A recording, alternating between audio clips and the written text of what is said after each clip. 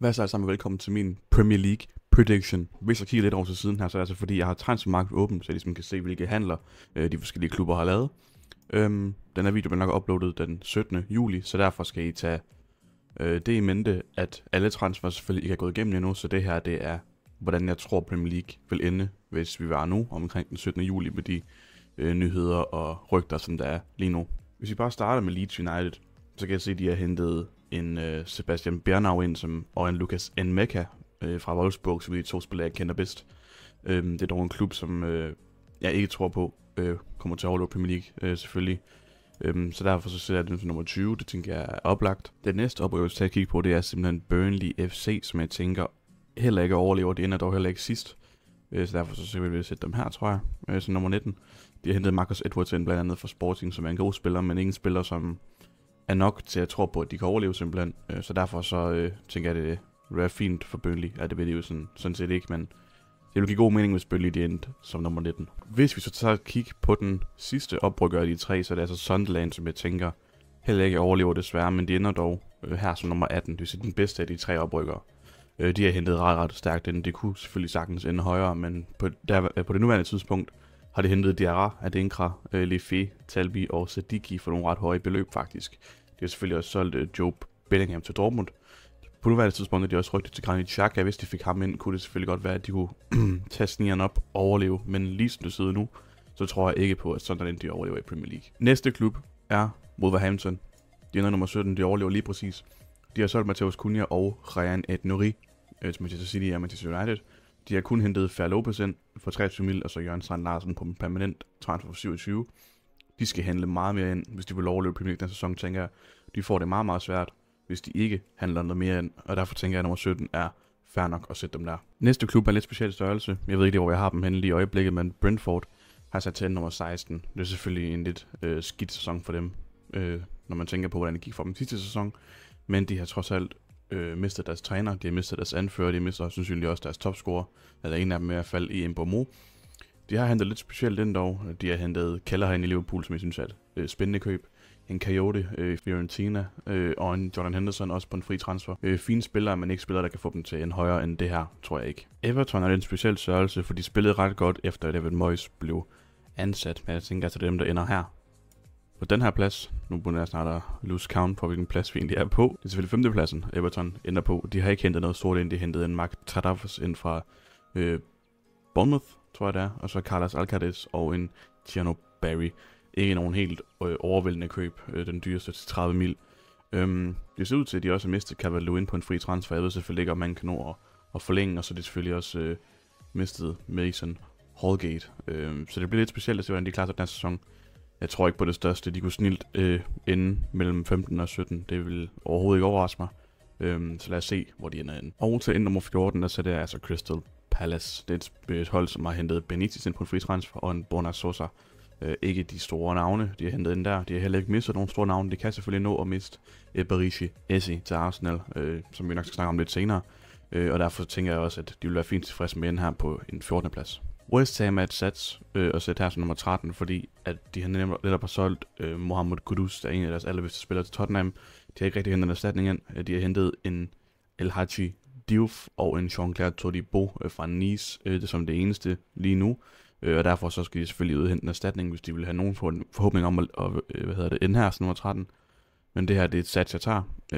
Jeg tror på West Ham godt kan få en okay sæson, med trods alt en ret god manager. Så lad os se, hvad de kan.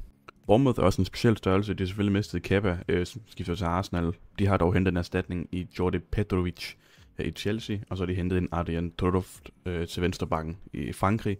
Det er dem, som jeg tænker ender nummer 12. Det er selvfølgelig også et sats. Bournemouth, man ved aldrig rigtigt, hvor de ender henne, men de plejer at ligge et godt sted i midten.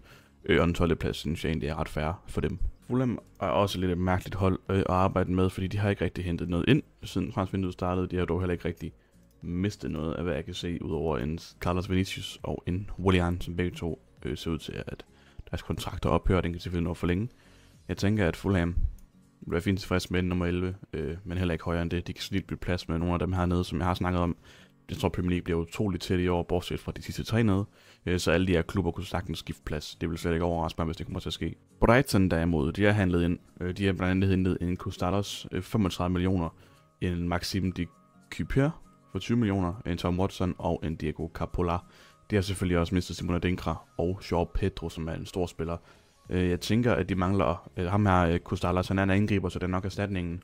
Men i og med, at de har solgt João Pedro, så ser jeg dem altså heller ikke enden højere end lige her på en 10. plads. Og på en 9. plads, så er det Aston Villa. De har ikke lavet de store køb. De har hentet Yashin Özcan ind fra en tyrkisk klub for kun 7 millioner. De har heller ikke rigtig mistet noget, udover Philippe Coutinho selvfølgelig officielt nu har kontraktudløb og skiftet væk. Men ellers er det ikke sket det store på deres marked indtil videre. Så derfor synes jeg også, at en 9. plads er ret fair for dem. Og den næste klub, vi skal kigge på, det er altså Nottingham Forest, som jeg tænker ligger på nummer 8. Indtil videre har de hentet en Igor Jesus ind og en Cher Cunha, ikke det store. De har dog mistet Anthony Elanga for 61 millioner. Jeg forventer, at de henter noget ind i stedet for det. Han er en stor spiller at miste, så selvfølgelig skal de have hentet noget ind på den position. Jeg forventer ikke meget mere end det her. De to kunne sagtens bytte plads igen, men Forest er et spændende hold, et spændende projekt, så jeg håber selvfølgelig godt, de kan ende her på nummer 8. Tottenham sætter deres til nummer 7. Jeg ved godt, de har hentet en ny træner ind, og de henter en Kudus ind, og en Matthijs Tell og en Kevin Danso. Alle sammen nogle spændende køb, de har lavet. De mister Højbjerg permanent nu til Marseille. De kunne selvfølgelig snilt bytte plads med den, som jeg også ligger som nummer 6, men vi skal også huske på, at Tottenham skal spille Champions League. De har lige haft en forfærdelig sæson, når man tænker på Premier League, og derfor synes jeg, at en 7. plads vil være rigtig, rigtig fint for dem. Det tænker jeg ikke, de vil have noget som helst imod. Jeg regner også med, at de henter nogle flere spillere ind. Må ikke de gør det. Men som det ser ud lige nu, så ender Tottenham altså nummer 7. Næste klub, vi skal kigge på, det er endnu en gang et sats. Manchester United ender altså nummer 6. Som jeg har sagt, de kan snilt bytte plads med Tottenham. Men jeg forventer, at United henter noget mere end Cunha. Det er overhovedet ikke nok, hvis de skal op og kæmpe med herop. Der mangler de en del. De mangler noget på midtbanen, de mangler noget i forsvar, de mangler noget på målet. Så en 6. plads synes jeg er ret godt for dem, når man tænker på, at de er nummer 15 eller sådan noget sidste sæson. Så tror jeg, de vil være fint tilfreds med her, som nummer 6, og få noget europæisk fodbold på den måde. Og så til 5. pladsen, der tænker jeg, at Newcastle United, de snupper den plads. De har hentet Anthony Lange ind for 61 millioner, og en Antonito Correa til venstrekanten på en fri transfer. De har kun mistet en Lloyd Kelly og en Callum Wilson på fri transfer også, kan jeg se her.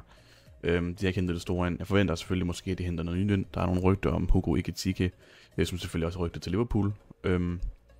Men ja, som det ser ud lige nu, synes jeg, at en 5. plads til Newcastle må være fint for dem, hvis det trods alt stadigvæk giver Champions League fodbold. Og så skal vi til et spændende hold, til lidt mere spændende pladser. Jeg tænker, at Chelsea, de tager 4. pladsen. De har hentet en Jamie Gittens ind, en Pedro ind, en Delap og en Estavaro og en Esuko. Det er nogle meget, meget dyre handler, men det er jo sådan, det plejer at være, når det kommer til Chelsea. De handler meget dyrt ind. De har solgt Kepa til Arsenal, en Bashir til Burnley og en Petrovic til Bournemouth. Jeg tænker sagtens, det er også godt, de kunne kæmpe med om en 3. pladsen, som vi kommer til at snakke om lige om lidt. Men med de har hentet ind lige nu, og som det ser ud lige nu, så tror jeg, at Chelsea-fans nu vil være fint tilfreds med enden nummer 4, og endnu nogle gange for Champions League fodbold. Og så til 3. pladsen, der har jeg altså Manchester City. De har hentet en Martinelli ind til målmandsposten, en Adeneri, en Shaqiri og en Reinders. Alle sammen nogle fine køb. Der er ikke nogen køb, jeg tænker, der kan få dem væk fra den 3. plads, de endte på sidste sæson.